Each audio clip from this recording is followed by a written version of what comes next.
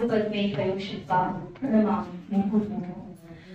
यतिराजाय विवेकानंद सुतय सच्चित सुख स्वरूपाय स्वामी में तापहारी।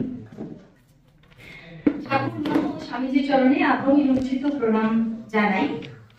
আজকের এই যে অনুষ্ঠান এবং তার আয়োজন, এর জন্য সবার আগেই আমি যাকে ধন্যবাদ এবং কৃতজ্ঞতা জানাবো, আপনাদের সকলের খুব পরিচিত চৈতন্যময় নন্দ মহাশয়। উনি আমার সঙ্গে যোগাযোগ করেছিলেন যে এই প্রত্যন্ত একটি অঞ্চলে এরকম একটা কাজ হতে পারে যদি আপনারা উদ্যোগী হন।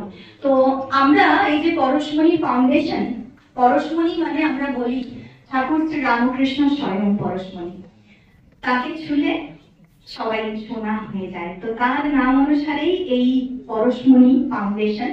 এবং আমাদের চেষ্টা থাকে আন্তরিকভাবে যতটুকু ক্ষুদ্র সামর্থ্যের মধ্যে আমরা যেখানে ঠাকুর মা যেভাবে তাদের আদর্শের কথা বলেছেন এবং স্বামীজি যেটাকে আমাদের সকলের কাছে তুলে ধরেছেন, শিব জ্ঞানে জীব সেবা, যে কারণে এই যে রামকৃষ্ণ মঠ এবং মিশন দুটো একসঙ্গে চলে। মঠ মানে সেখানে বিভিন্ন পূজা ইত্যাদি, সেইগুলো যেরকম আমাদের ধর্মের অঙ্গ, ঠিক সেই রকমই সব থেকে গুরুত্বপূর্ণ ধর্ম মানুষ হিসেবে মানুষের পাশে থাকা, মানুষের সেবা করা।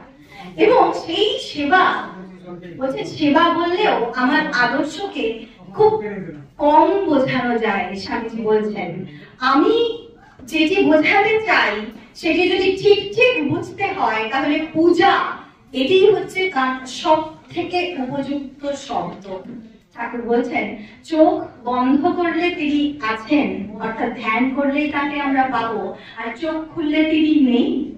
চোখ খুললে আমাদের আশেপাশে যাদেরকে আমরা দেখতে পাচ্ছি তাদের প্রত্যেকের মধ্যে সেই তিনি, এবং তাদের সকলের মধ্যে তাকে দেখা এবং তাদের যার যেই রকম প্রয়োজন সেই অনুযায়ী তাদেরকে সাহায্যের হাতটুকু বাড়িয়ে দেওয়া, সেটাকে সাহায্য বা সেবা আমরা বলি না, বলি পূজা।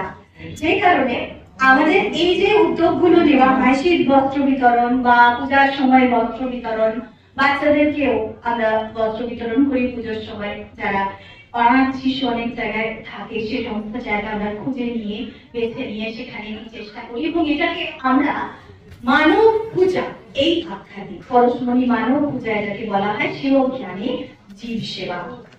এছাড়াও মায়ের নামে অন্নপূর্ণী সদাপূর্ণী বলে আমাদের প্রকল্পেতে আমরা সেখানে মা বলছেন যে 100 জনকে একসঙ্গে না পাও, হাতের সামনে একজন অভুক্ত দেখলেও তাকে খেতে দিও। তো আমরা চেষ্টা করি সারা মাসের শুকনো আহার্য যা কিছু, ওই চিড়ে মুড়ি চাল ডাল তেল নুন চিনি ইত্যাদি সারা মাসের রেশন মতো এটুকু তুলে দিতে, যারা খুবই প্রয়োজনীয়, যাদের এই জিনিসগুলো একেবারে সংস্থানের ব্যবস্থা নেই সেই রকম একেবারে যারা, তাদেরকে শিব জ্ঞানে সেটুকু করা হয় এবং সেটাকে আমরা নাম দিয়েছি অন্নপূর্ণে সদাপূর্ণে প্রকল্প। এটিও পড়াশোনার একটি প্রজেক্ট। এছাড়াও যারা অনেক বাচ্চারা থাকে যাদের পড়াশোনার জন্য অনেক রকম অসুবিধা থাকে, দেখুন শিক্ষার আলোই তো আসল আলো। স্বামীজি বলছেন তাদেরকে আগে শিক্ষা দাও, নিজের পায়ে তারা দাঁড়া, তারপর তাদেরটা তারা ভালো করে বুঝে নেবে। সুতরাং আমরা আর যাই সাহায্যের চেষ্টা করি না কেন, সব থেকে বড় সাহায্য তাকে শিক্ষা পেতে এবং নিজের পায়ে দাঁড়াতে সাহায্য করা। তো সেই জন্যই মায়েরই নামে শারদে জ্ঞানোদয়কে একটি প্রকল্প, সেই প্রকল্পের আওতায় আমরা চেষ্টা করি এই যারা পড়াশোনা শিখছে তাদের বিভিন্ন রকম অসুবিধা রয়েছে, কিভাবে সাপোর্ট দিলে তাদের সেই পড়াশোনাটা এগোবে সেই বিষয়ে আমরা যথাসাধ্য চেষ্টা করি নিজেদের মতো করে। তো আজকে এই যে এত দূরে একটা আসতে পারা এবং এই এতজন শিবকে একসঙ্গে সামনে পাওয়া, এই পূজার যে আয়োজন, আমরা এটাকে পূজা বলি এবং এই আয়োজন অবশ্যই আমাদের সকলের সম্মিলিত পূজার নিবেদন। আমরা আন্তরিকভাবে সেই চেষ্টা করেছি এবং সেই সহযোগিতায় চৈতন্যময় বাবু ভীষণভাবে সাহায্য করেছেন।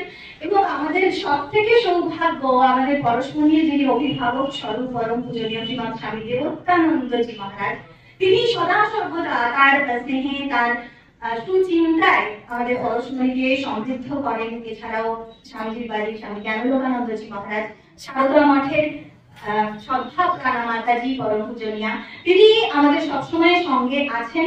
আমরা আমাদের ক্ষুদ্র সামর্থ্যের মধ্যেও স্বামীজির ভাবকে ধরে এগিয়ে যেতে চাইছি। স্বামীজি বলছেন, তার ভাব নিয়েই আজকে কথা হওয়ার কথা। তিনি বলছেন, আমার আদর্শকে বস্তুত অতি সংক্ষেপে প্রকাশ করা চলে।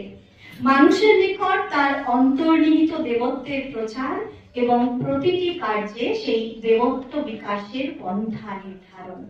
অর্থাৎ আমরা প্রত্যেকেই স্বরূপত ব্রহ্ম, আমরা প্রত্যেকের মধ্যেই সেই ঈশ্বর বিরাজিত।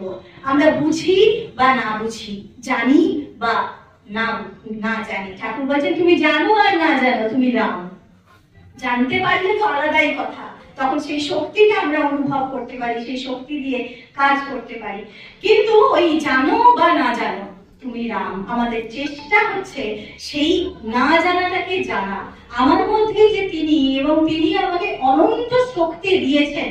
স্বামীজি বলছেন, you can do anything and everything, all power is within you. তোমার মধ্যে সমস্ত শক্তি রয়েছে। আর স্বামীজির আশীর্বাদ যে আমারও কাজ করে যা, আমি না থাকলেও আমার এই যে শক্তি, সেটি সব সময় সঙ্গে থাকবে। এবং আমরা মনের প্রাণে বিশ্বাস করি তার সেই শক্তি সর্বদা সর্বতোভাবে সেখানে কাজ করে।